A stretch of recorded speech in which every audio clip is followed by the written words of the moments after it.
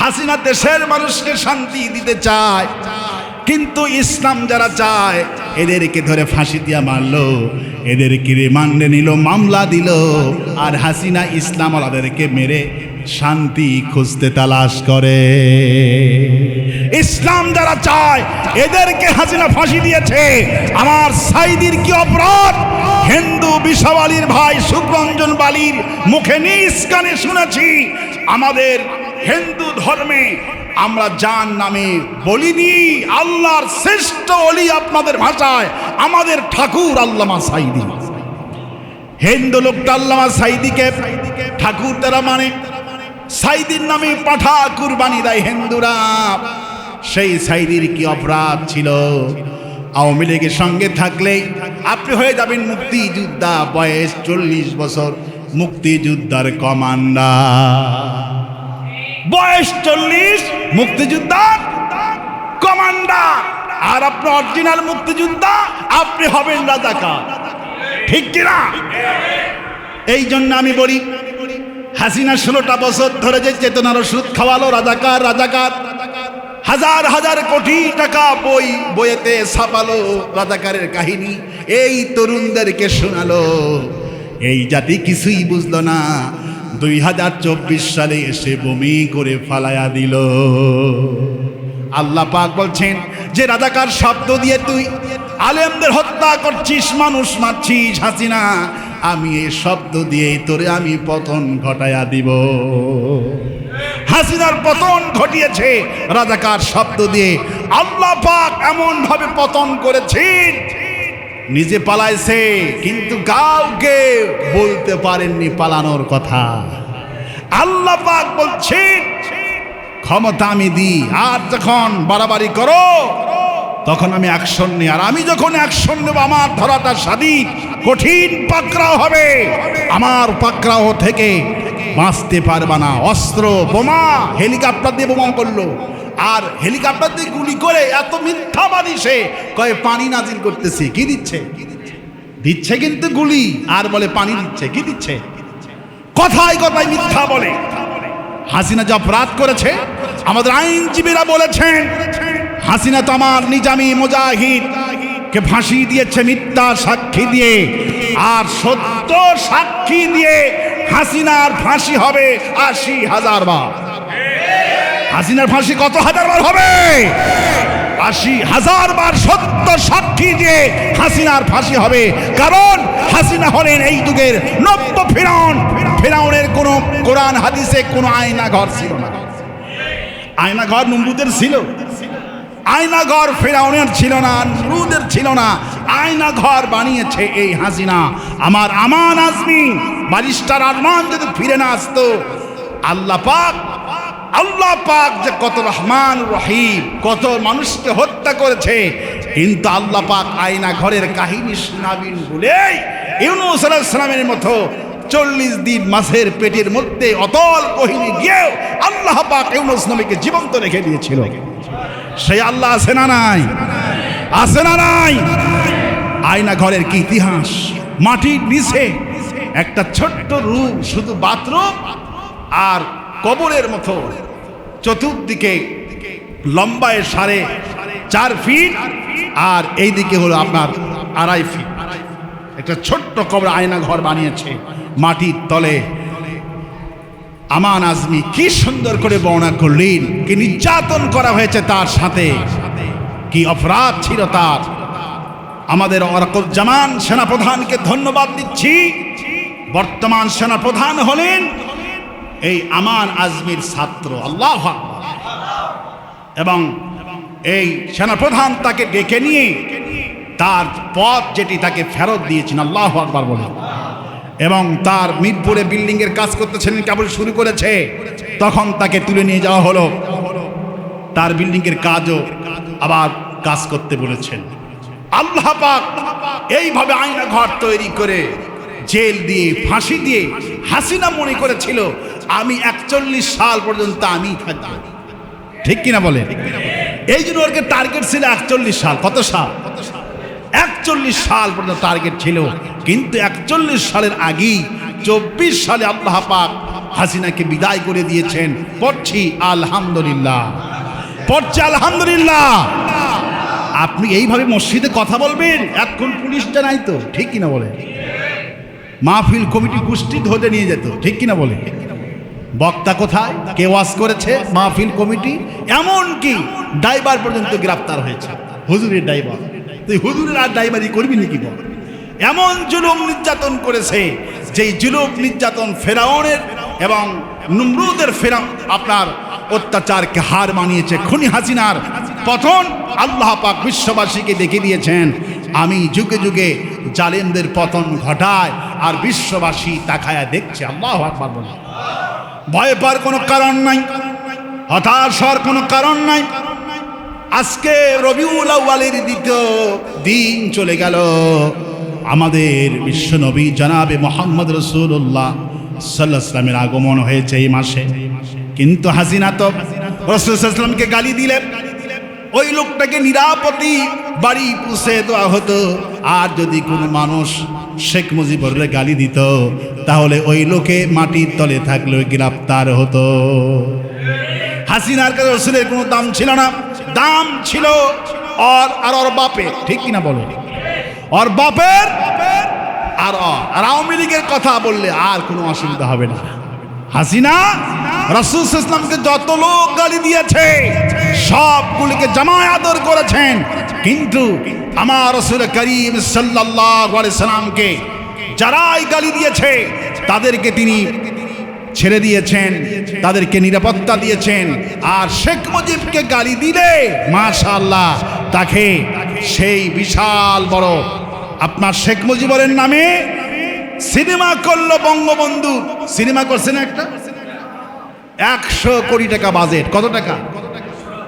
দেশের টাকা দিয়ে কিভাবে লুণ্ঠন করেছে হাসিনা। পদ্মা সেতু এই রকমের 90টা তৈরি করা যেত, এত টাকা পাচার করেছে। 11 লক্ষ কোটি টাকা পাচার করেছে। কত টাকা?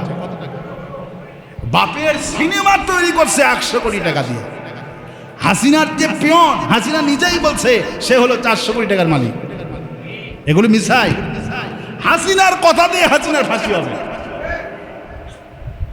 আমার বন্ধুগণ, ভয় পাওয়ার কোনো কারণ নাই, হতাশ হওয়ার কোনো কারণ নাই। আল্লাহ পাক এই জন্য বলছেন, তাহা মা আনজালনা আলাইকাল কুরআনা লিতাশকা। হে নবী, আমি তোমার উপরে যে কোরআন নাজিল করে দিয়েছি, এই কোরআন তোমাকে হতভাগা করে দিবে। এই জন্য কোরআন নাজিল করি নাই। কোরআন যদি পড়ো, কোরআন যদি মানো, তাহলে বিশ্বের মাতবার তুমি আল্লাহ, আল্লাহ তোমাকে করে দিবে। কোরআন যেই জাতির কাছে ছিল, সেই জাতি বিশ্ব শাসন করেছে। যেই জাতির কাছে কোরআনটা নাই, সেই জাতির কাছে পতন ছাড়া তো কিছুই নাই। এই জন্য বিশ্বকবি, কবি সম্রাট আল্লামা ইকবাল রহমতুল্লাহ কি সুন্দর করে বললেন, ও জামানা মে মুআজ্জাজ थे মুসলমান हो कर और तुम हो तारके हुए कुरान हो कर। আগের জামানার মুসলমানেরা কোরআনকে, কোরআনের শাসন আইন মেনে গোটা বিশ্ব শাসন করেছিল। আর আজকে মুসলমান কোরআন ছেড়ে দিয়া মুসলমানদের অধঃপতন হয়েছে। কোরআন যদি ধরতাম আরো আগে, আল্লাহু আকবার স্লোগান যদি আরো আগে দিতাম, হাসিনা 40-16 বছর রাজাকার নামক চেতনার ওষুধ খাওয়াইছে 16 বছর।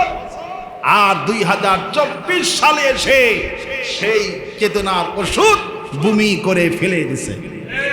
ওই ওষুধ কাজে লাগে, ওষুধ কাজে লাগে নাই। চেতনার ওষুধ খাওয়াইছিল রাজাকার। স্লোগান কি ছিল? হাসিনার পুঁজি ছিল রাজাকার। এই রাজাকার আল্লাহ পাক বলছেন, যেই রাজাকার দিয়ে ধমকিয়ে ক্ষমতায় টিকেছিল, আল্লাহ পাক হাসিনার সেই অহংকারী শব্দ দিয়ে পতন ঘটিয়ে দিয়েছে। গোটা ঢাকায় রাজপথে রাত 12টার সময় বের হয়ে গেল, তুমি কে আমি কে, কে বলেছে? কে বলেছে? কে বলেছে? স্বৈরাচার। শুরু হয়ে গেল স্লোগান, গোটা বিশ্ব দেখলো রাজাকার শব্দ বলেই আমার নেতাকে ফাঁসি দিয়েছে, আমার নেতাকে জেলে ভরিয়েছিল হাসিনা, সেই রাজাকার গোটা দেশ রাজাকার পরিণত হয়ে গেছে। আল্লাহু আকবার বলবেন না? এই কৃতিত্ব সরকারের এই পতনের জন্য শুকর আদায় ছাত্রদের হবে না, এই পতনের জন্য শুকর আদায় কোন দলের হবে না, শুকর আদায় হবে কার? শুকর আদায় কার হবে? আল্লাহ পাক যখন মক্কা বিজয় হলো, আল্লাহ পাক তখন রাসূল ইসলামকে বলছেন, ওয়ামা রামাইতা ইয রামাইতা ওয়ালাকিন্নাল্লাহ রামা। হে নবী, তুমি আর তোমার সাহাবীরা মনে করেছো বিজয়টা আমরা করেছি, শক্তি দিয়া করেছি। বদরের প্রান্তরে যখন সাহাবীরা বিজয় লাভ করলেন, মাত্র 313 জন সাহাবীরা যখন বিজয় লাভ করলেন, মনে মনে ভাবলেন তাদের অস্ত্র দিয়ে, বুদ্ধি দিয়ে, ক্ষমতা দিয়া বিজয় লাভ করেছে।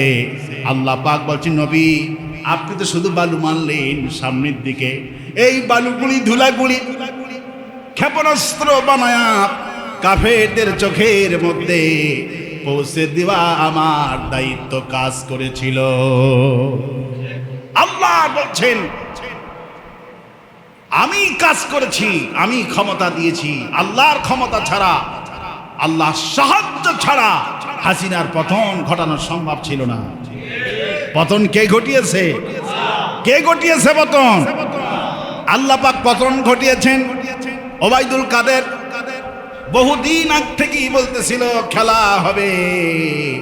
আল্লাহ বলে, আসল খেলা আমি খেলায়া দিব। ঠিক কিনা বলে? ওবায়দুল কাদের কথায় কথায় বলতো খেলা হবে, ঠিক কিনা বলে? আল্লাহ বলছেন, ঠিক আছে, খেলার জন্য অপেক্ষা করো, পুলিশ ছাড়া খেলতে আসো, দেখি কেমন করে পারো। ঠিক কিনা? আমরা পুলিশ ছিল না, 16 বছর খেলেছি। আর হাসিনা যেদিন বিদায় হলেন গণভবন থেকে, সময় পেল 45 মিনিট। কত মিনিট? 45 মিনিট সময় বেঁধে দেওয়া হলো। তুমি 45 মিনিটের মধ্যে খাবা না কি করবা, না ঘুমাবা না পড়বা, আল্লাহ জানে। হাসিনাকে আল্লাহ পাক দুপুরের খাওয়াটাও এই বাংলাদেশে খেতে দেয় নাই। আল্লাহ পাক তাকে সকাল থেকে টেনশনে না খাওয়ায়া 45 মিনিট সময় দিয়েছে আল্লাহ পাক। এই 45 মিনিটের মধ্যেই তাকে রিজার্ভ ফোর্স নিয়ে মামুবাড়ি দিল্লি গিয়ে পড়তে হয়েছে। ঠিক কিনা?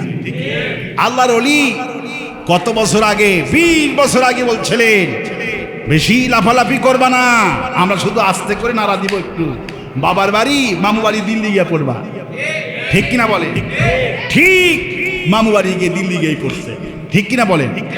হাসিনার বন্ধু ভারত। হাসিনার বন্ধুকে আজকে দেখি হিন্দুদের ঘুটি আছে, বাটি আছে না, সেই ঘটি বাটিতে খাচ্ছে। মন খুব খারাপ। আল্লাহ বলছেন, আমি হাসিনা কেমন পতন ঘটাবো, এমন নিকৃষ্ট অধপতন ঘটাবো, বিশ্বের মানুষ তাকায় দেখবে। ফেরাউনের এমন নির্লজ্জ হয় নাই।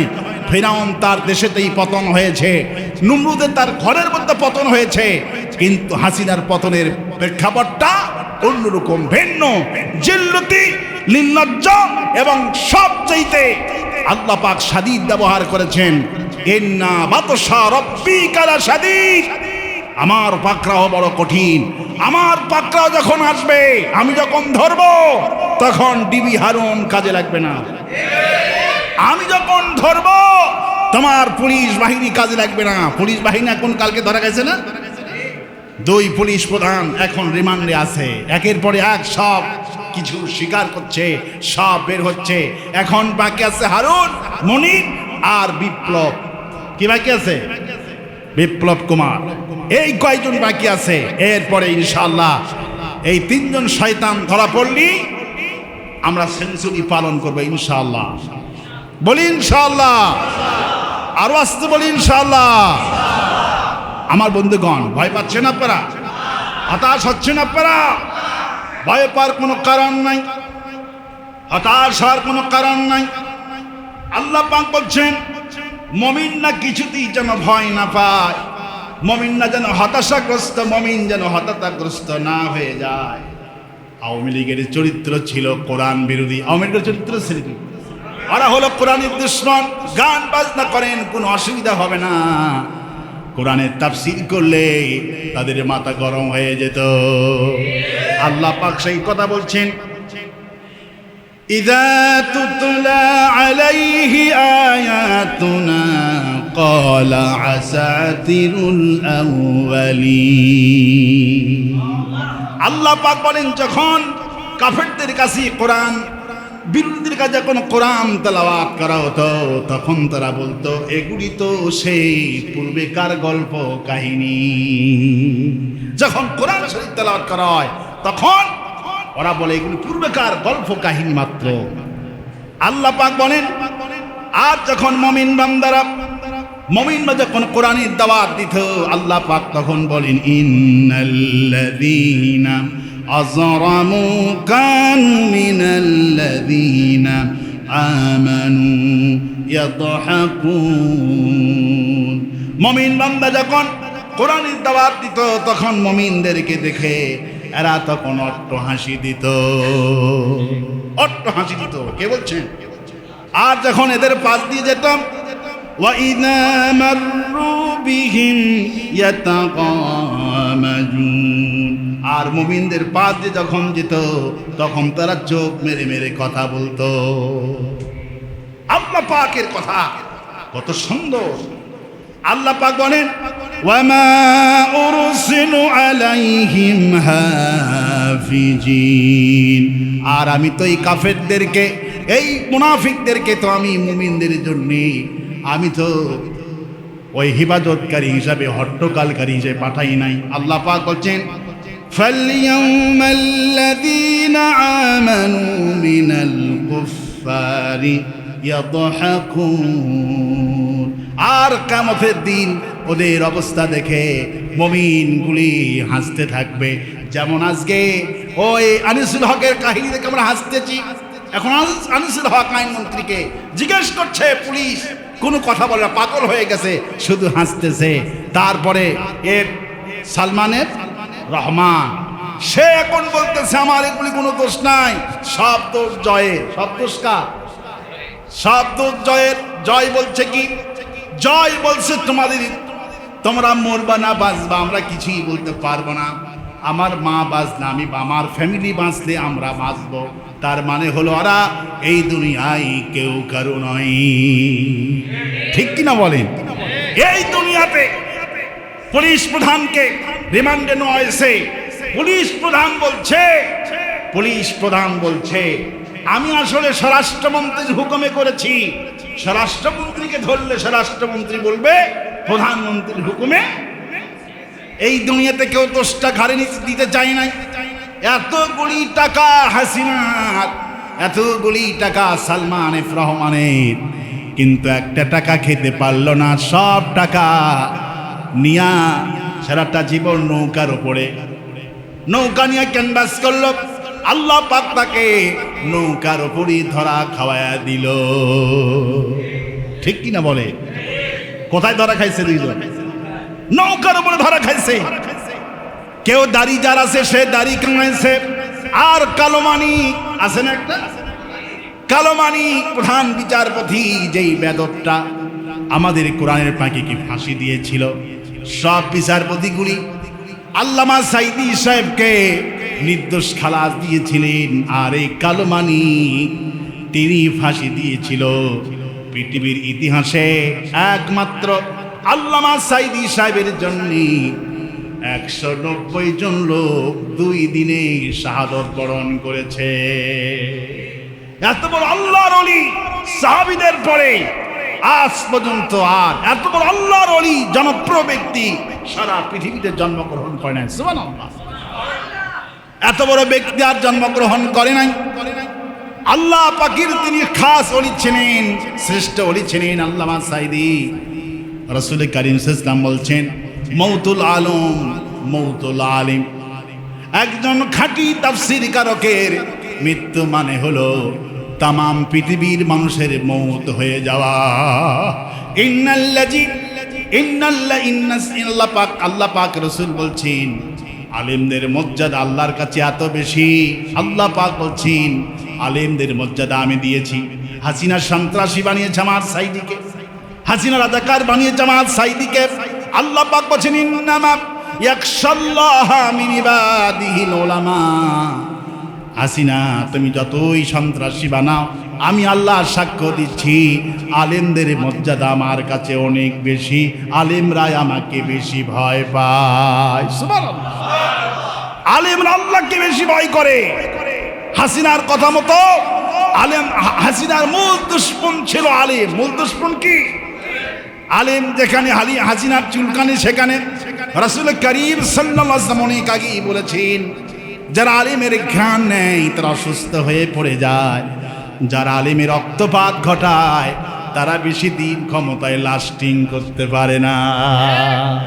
যারা আলেমদের যারা রক্তপাত ঘটায় এরা বেশি দিন ক্ষমতায় লাস্টিং করে না, এরা হত্যা হয়ে যায়, এদের পতন হয়ে যায়।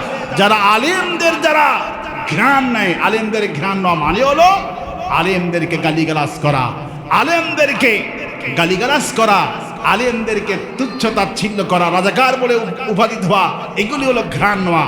আর সরাসরি যদি আলেমদের গায়ে হাত তোলে, রাসূল করিম সাল্লাল্লাহু আলাইহি ওয়াসাল্লাম বলছেন আলেমদের যারা রক্তপাত ঘটালো ওরা দুনিয়াতে বেশি দিন লাস্টিং করতে পারবে না।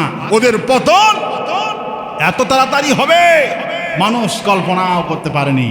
5 তারিখে হাসিনা যখন হেলিকপ্টারে উঠে চলে গেছে, এই খবর তো অনেক লোক বিশ্বাসই করেনি, ঠিক কিনা বলি? হাসিনা যে গেছে এই কথা কেউ বিশ্বাস করছে? কিন্তু আল্লাহ পাক বলছেন নবী কিছুতেই ভয় পাবেন না, আমি অচিরেই কাফেরদের কলিজার মধ্যে ভীতি প্রদর্শন করে দিব আর তোমাদের ঈমান বাড়ায়া দিব। আর আমি আল্লাহ তারপরে দিব নাসরুম মিনাল্লাহি ওয়া ফাতহুন করিব ওয়া বাশশিরিল মুমিনিন। তারপরে আমি আল্লাহ তোমার যেটা পছন্দ করো, বিজয় পছন্দ করো, তোমরা যে আল্লাহর সাহায্য পছন্দ করো, একসাথে বিজয় আর সাহায্য আমি আল্লাহ তোমাদের দান করে দিব। একসঙ্গে বিজয়, একসাথে বিজয়, আল্লাহর সাহায্য আমি যখন দিব তখন ওদের কলিজার মধ্যে ভয় আমি লাগাই দিব। হাসিনার কলিজার মধ্যে ভয়টা কে লাগাইছে বলে? কে লাগাইছে? হাসিনার কলিজার মধ্যে ভয় আল্লাহ দিয়েছে। আল্লাহর ভয় না হইলে কত আন্দোলন হলো, হাসিনাকে পালানো যায়নি। কিন্তু আল্লাহ পাক 2024 সালে এসে এমন ভয় কলিজার মধ্যে দিয়েছে, দেশে থাকার কলিজার মধ্যে হিম্মত করেননি। সকাল 10টায় বলছে দুনিয়ার সবাই পালায়, হাসিনা পালায় না, ঠিক কিনা বলে? সকাল 10টায় বলছে, 2টার মধ্যে মামুবাড়ি দিল্লি গিয়ে পড়ছে, ঠিক কিনা বলে? আল্লাহ পাক বলে ওয়ামা জালিকা আলাল্লাহি বিআজিজ। আল্লাহর কাছে এগুলি কোনো ব্যাপার নয়, আল্লাহর কাছে এগুলি কোনো ব্যাপার নয়। সুতরাং আর আমাদের সঙ্গে জুলুম নির্যাতন করেছে। আমির জামাত শফিকুর রহমানকে সুন্দর করে বললেন দলীয়ভাবে আমাদের আদর্শ হলো ক্ষমা করে দেওয়া, মাফ করে দেওয়া। আমাদের দলীয়ভাবে যত নির্যাতন করেছে আমার নিবন্ধন বাতিল করলো ওরা। ক্ষমতা হারানোর বৃহস্পতিবার দিন নিবন্ধন বাতিল করলো, আর মাত্র মধ্যখানি 3 দিন পরে নিজেরাই ব্যান হয়ে গেল। যেই জামাত ইসলামীকে ব্যান করে গেল, বাতিল করলো, নিবন্ধন বাতিল করলো, নিবন্ধন বাতিল করে ক্ষান্ত হয় নাই, মরিয়া হয়ে গেছে। জামাতকে নিষিদ্ধ করতে হবে। আসলে জামাতকে নিষিদ্ধ করে নিজেরাই নিষিদ্ধ হয়ে গেল। আল্লাহ পাক চ্যালেঞ্জ করছেন হাসিনা, জামাত ইসলামীকে নিবন্ধন বাতিল করলি, জামাতকে নিষিদ্ধ করলি, এই জামাতকে নিষিদ্ধ করতে পারবি না। ইউরিদুনা লিউতফিউ নূরাল্লাহি বিআফওয়াহিহিম ওয়াল্লাহু মুতিম্মু নূরিহি ওয়ালাউ কারিহাল কাফিরুন। কাফেররা চেয়েছিল মুখের ফু দিয়ে আল্লাহ পাকের নূর কোরআনের আলোকে নিভিয়ে দিবে, কিন্তু আল্লাহ পাক বলছেন মুখের ফু দিয়া আমার কোরআন কি নিবাইতে পারবা না, আমার কোরআনের আলো বিশ্বময় জ্বলতে থাকবে। হাসিনা বৃহস্পতিবার দিন জামাতকে নিষিদ্ধ করেছে, বৃহস্পতি গেল, শুক্র, শনি, রবি, মধ্যখানে 3 দিন পর আল্লাহ হাসিনাকে চিরতরে ব্যান করে দিয়েছে। আল্লাহ হাসিনা শুধু শান্তির বলি আওরাত, কিন্তু আল্লাহ পাক বলছেন এই শান্তির বলি ছিল মুনাফিকি। মুনাফিকদের মূল ওষুধ হলো জাতির কাছে কসম ক্রিয়া করা আর শপথ করা। ও হাসিনার তো মূল পুঁজি ছিল বাপের জন্য অভিনয় করে চোখের পানি ফেলে কান্দা আর মুক্তিযোদ্ধা, রাজাকার, এই 3টা ছিল হাসিনার ব্যবসার মূল পুঁজি। এগুলি সব ছিল ভণ্ডামি এবং সব ছিল নাটক। হাসিনা শান্তি চেয়েছে, শান্তি যদি পেতে হয় ইসলাম লাগবে। কি লাগবে? শান্তি পেতে হলে ইসলাম লাগবে, ইসলাম ছাড়া কিছুতেই শান্তি হবে। আমি ওই যে বলি একটা ছেলের নাম হলো ইসলাম, ছেলের নাম কি? বাড়ি হলো সারিয়া গান্ধী। সারিয়া গান্ধী লোকরা কিন্তু সরকারি চাকরিজীবী বেশি, জানেন কি? সরকারি চাকরিজীবী বেশি। আজিজুল হক কলেজে লেখাপড়ার জন্য আসছে, নাম হলো ইসলাম। ভাড়া থাকে আপনার সবুজবাগে বগুড়ার শহরে, 4তলা বাড়ি, নিচতলা মার্কেট, নাম হলো ইসলাম। নাম কি? ইসলাম। দেখতে শুনতে খুবই সুন্দর, সুরাত ইউসুফ। হঠাৎ করে একটা মেয়ের সঙ্গে মার্কেটে দেখা, বলল ভাইয়া আপনার নাম কি? বলল আমার নাম ইসলাম। থাকেন কোথায়? বলল এই বাড়ির 4তলায় থাকি। বলল কি বলেন? এই বাড়ির 4তলায় থাকি আর আমি হলাম এই বাড়ির মালিকের মেয়ে, আমার নাম শান্তি। আমার নাম কি? আমার নাম শান্তি, আর আপনি থাকেন এই বাড়িতে, আর আমি হলাম এই বাড়িওয়ালার একমাত্র মেয়ে শান্তি, আমি জানলাম না। আচ্ছা ভাইয়া আপনার কি নম্বর টম্বর আছে? বললো হ্যাঁ নাম্বার আছে। দিয়ে দিল নাম্বার। তারপরে বললো ভাই হোয়াটসঅ্যাপ নম্বর কোনটা? এইটাই। তারপরে 2-4 দিন পর একবারে ডাইরেক্টলি নিয়ে বলতেছে ভাইয়া আনা উহিব্বুকা, আই লাভ ইউ, আমি তোমারে খুব ভালোবাসি। ইসলাম বলল আমি এসেছি লেখাপড়া করার জন্য, আমি এই সব করার জন্য আসিনি, আমার নাম হলো ইসলাম, আমি এই সব টপ করব না। শান্তি বলল না, আমারে ভালোবাসতে হবে, আমি তোমারে দারুণ ভালোবাসি। শান্তির প্রেম কাহিনী চতুর্দিকে ছড়িয়ে পড়ল, মায়ের কাছে পৌঁছে গেল শান্তির প্রেমের কাহিনী। শান্তির মা রাতের বেলা শান্তির বাবাকে বলছে শুনছো? বলে কি? বলে তোমার মেয়ে প্রেম করা শুরু করে দিয়েছে। বলল কার সাথে প্রেম? বলল ওই যে 4তলায় থাকে ইসলাম নামে একটা ছেলে, ওই ছেলের সাথে প্রেম করা শুরু করে দিয়েছে। শান্তির বাবা বলল তাই নাকি? তাহলে তো আমাদের আমও যাবে, সালাও যাবে, সারা গান্ধীর লোক, পুবালো। এর মধ্যে আমার মেয়ে যদি প্রেম প্রীতি করে তাহলে আমাদের সব কিছু শেষ হয়ে যাবে। শান্তির পিতা সকালবেলা উঠেই ইসলাম যখন বিল্ডিং থেকে নামছে, কলেজ যাচ্ছে, তারে ধরলেন এই বেটা আমার মেয়ের সাথে প্রেম করিস? ইসলাম তো কয় স্যার আমি তো প্রেম টেম কিছু বুঝি না। কয় না মিথ্যা কথা বলছিস। কে শোনে কার কথা? ইচ্ছা মতো ইসলাম রে পিটানো হলো, ইসলাম রে মারা হলো। ইসলাম মেরে ক্ষান্ত হয়নি। শান্তির পিতা বলল 3টার মধ্যে আমার বাড়ি ছাড়তে হবে। ইসলাম 3টার মধ্যে গাট্টি গুটি নিয়া সারিয়ে গান্ধীতে হাজির হয়ে গেছে মাগরিবের সময়। শান্তির কানে খবর গেছে ইসলাম এই বিল্ডিং এ নাই। ইসলাম এই বিল্ডিং এ। শান্তির মাথা গরম। শান্তি ফোন লাগাইছে ইসলাম, ভাইয়া তুমি কোথায়? শান্তি বলল আমি। ইসলাম বলল আমি তো এসেছি সারিয়ে গান্ধীতে, তোমার আব্বা তো আমার মেরে বের করে দিয়েছে। শান্তি বলল ঠিকানা দাও, আমি আসতেছি। তুমি আসো যেখানে, আমি আছি। এবার শান্তি রাত 10টার মধ্যে ইসলামের কাছে হাজির হয়ে গেছে। রাত 11টার মধ্যে শান্তির পিতামাতার কাছে খবর হয়ে গেছে এই বাড়িতে তাদের কলিজার টুকরা মেয়ে শান্তি নাই। শান্তিকে খোঁজার জন্য চতুর্দিকে ফোন লাগানো হলো। শান্তি কোথায় গেছে? দাদা বাড়ি, নানা বাড়ি, খালু বাড়ি, আত্মীয় স্বজনের কাছে খবর নেওয়া হলো। কেউ বলে না যে শান্তি আছে। রাত যত গভীর হতে লাগলো শান্তির টেনশনে কারু চোখে আর ঘুম নাই। শান্তি নাই, কারু চোখে ঘুম নাই, রাত আল্লাহ আল্লাহ করতে করতে পয়ে গেল। সকালবেলায় মার্কেটের লোকদেরকে নিয়ে মিটিংয়ে বসে গেল শান্তির পিতা, বলল আমার শান্তিকে খুঁজে বের করতেই হবে। একটা চালাক ব্যবসায়ী সে বলল শান্তির পিতাকে যে আমি একটা পরামর্শ আপনাকে দিই।